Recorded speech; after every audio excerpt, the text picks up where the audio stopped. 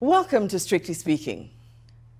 Over time, I've had conversations with a variety of stakeholders, people who have an interest in the English language and how we use it.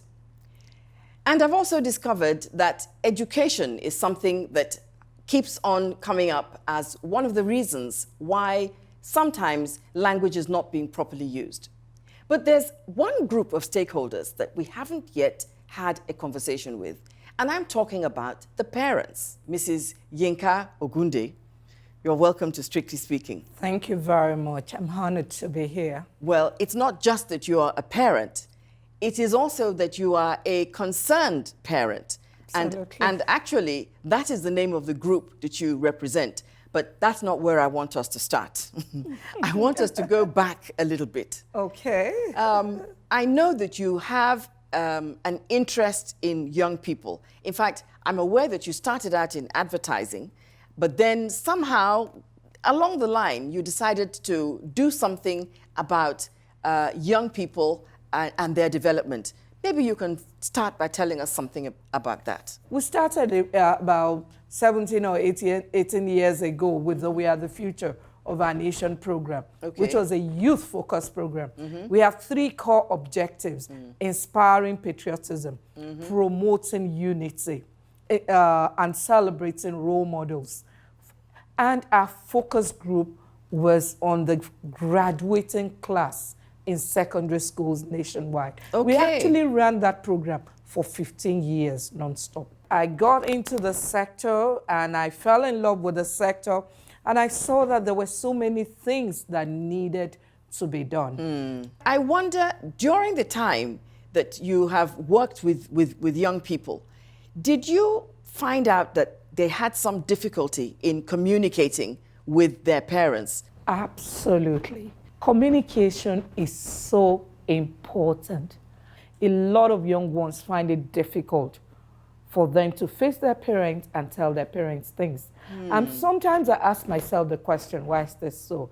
Maybe our own generation and quite a number of parents have been brought up in that old order that you don't talk back, you don't sit with your parent, you don't do this, you don't do that. And as a result, we haven't been able to help them to express themselves. Absolutely, absolutely. So there's that communication problem. But parents must realize that the world we live in today, it's a world that calls for you to be very intentional about parenting. Right. You must ensure that you engage the children in tough conversations.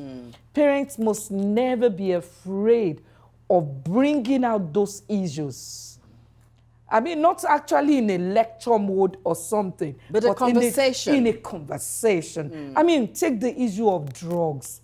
Some parents don't even know how to discuss that issue with their children, except to threaten them that if you go into drugs, your life is finished. You must find a way to connect with them. And you will agree with me that investing in relationship takes time. Time is something that parents don't have. It takes patience. Yes. It takes your ability to listen. Absolutely. It takes you asking the right questions.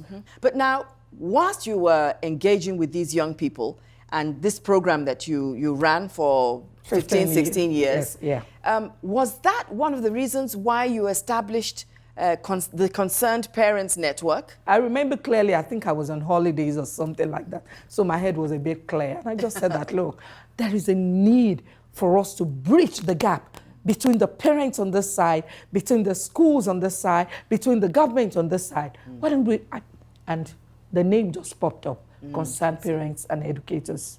And that was the beginning. We never knew that it was an idea whose time has come. Obviously, because in 6 short years, you have a huge network. So many people are members of this, absolutely. of the CPE. Absolutely. We have over 240,000 members online at the moment, with 80% of them or more being very active. And we have about 21 state chapters, which is quite overwhelming in itself. What do you do? Our focus, of course, is on the education sector. We look critically at the problems in there, and we're asking ourselves, within the limits of our resources and within what we can do, how do we intervene? What can we do? We created programs for teachers. Okay. We created things for parents reorientation. We call it parents reorientation. And of course, students reorientation also. So those are key areas. And of course, we have our welfare and support scheme, which involves us going to very, very poor communities to see how we can support institutions serving them. Beyond parent-teachers associations, how much do you think parents should actually get involved in the education of their children in and out of school? You know, the reality of what we have on ground now is that everyone must be involved. These children are faced with a world that we adults do not understand. And they themselves are not exactly sure they can make sense of it. Yes. So how do we come in? We cannot leave it to the school alone to do. We cannot assume that once we pay the school fees or we send them to school, that is the end of the matter.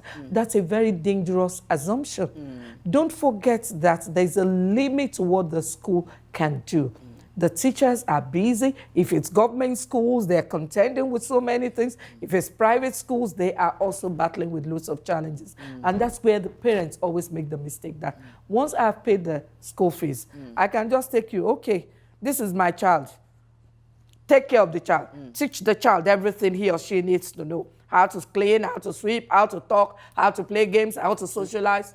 Just return to me a perfect child. It doesn't work that way. It can't work that way. Every one of us must really sit down to fashion the way out. Okay. You have keyed into every aspect of education, even though you may not be a school owner, you may not be a principal, you may not be a teacher, as it were, but very, very important aspects of education, of learning, of bringing parents and children together. You have certainly made your mark and still making your mark in that area. I will sort of, yes, agree with you, because the perspective I bring in is a perspective that allows one to coordinate so many things together. Because you can't pick out a segment. Yes, everything overlaps. It's sort of, yes. If you do things without the parents, you're not getting it. Right. If you do things without the teachers, you're not getting it. If you concentrate on school owners, there's something missing. Yes, if you ignore the public sector, you are not getting it.